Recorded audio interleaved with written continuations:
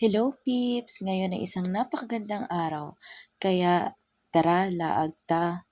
Papadyak muna tayo papuntang Ostpark. Tara, samahan niyo akong libutin ng Ostpark. Nagsimula na akong pumadyak sa aking bisikleta at ayan, nakarating na tayo dito sa Ostpark. Ngayon, lilibutin natin tong place at ipapasyal ko kayo. Mayroong mga magagandang sabihin na nating tanawin na makikita din naman dito. At dahil napakalaki ng place na ito at hindi ko rin naman masyadong kabisado yung ibang pasikot-sikot dito, ayan, mukhang nawawala na ako. Wait lang, titigil muna ako sa pagpadyak. Titingnan ko muna ang aking navigator sa aking cellphone.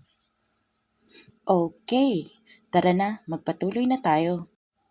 Tumawid ako ng tulay mga peeps para makapunta dito sa kabilang parte ng Ostpark.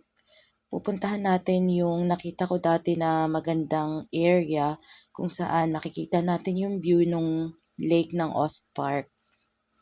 Ayan, malapit na tayo. Mag-off-road muna ako. Dito muna ako sa damuhan magbabike papunta dun sa area na sinasabi ko kanina. At malapit na tayo mga peeps. Ayan, andito na tayo.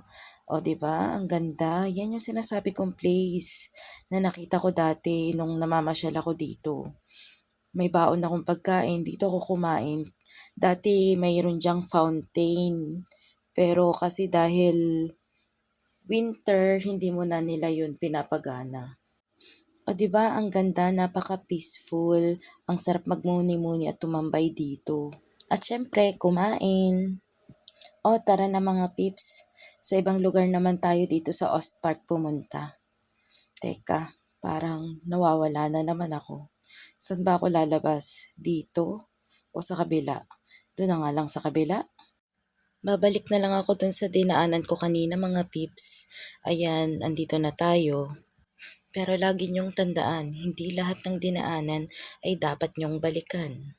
Sabihin na nating may mga lugar na naging bahagi na lang ng ating kwento, pero hindi na ng ating destinasyon. O diba? Hugot yan? Tara na mga pips, tama na ang hugot. Magpadyak na tayo. At ayan na nga na naman, kung san-san na naman ako napasuot. Oops, oops, oops. Ayan. Ay, san kaya to? Para siyang ruins mga pips. Oh, tara na nga, uwi na tayo. Tschüss!